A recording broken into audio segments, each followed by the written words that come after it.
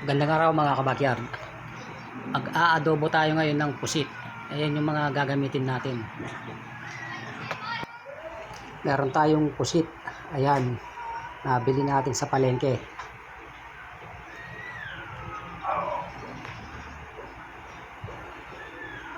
Tapos yung ating bawang, sibuyas, tsaka kamatis. Ayan. Meron din tayong mantika tsaka asin.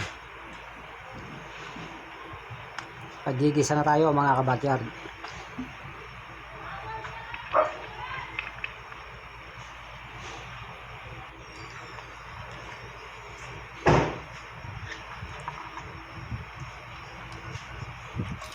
Una natin ilalagay yung bawang.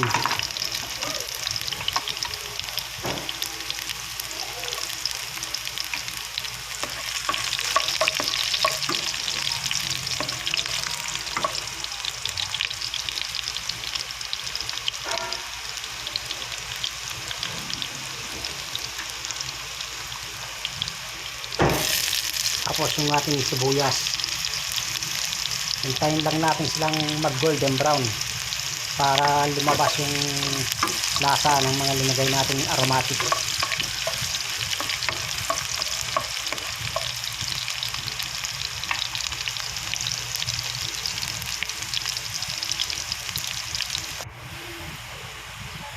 Ayan, golden brown na. Ilalagay na natin yung ating kamatis.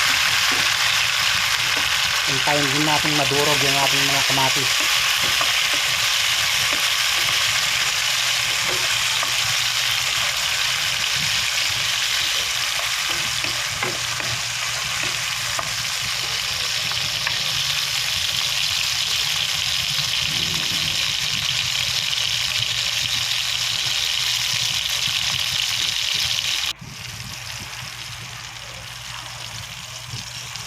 Ayan, okay na siya. Lalagay na natin yung ating mga pusit. Gisayin lang natin siya.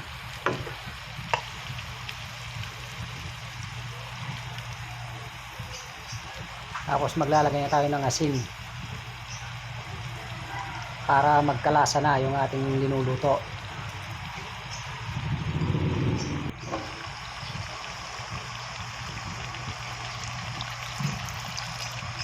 Tapos naglagay tayo ng konti suka,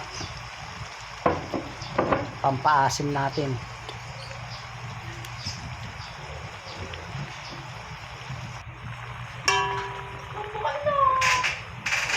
Ayan mga kabakyard, dinagdagan natin yung sabaw niya kasi gusto ng mga bata yung sinasabawan yung kanin nila. Okay na yung ating adobong pusit. Maraming salamat po sa panonood.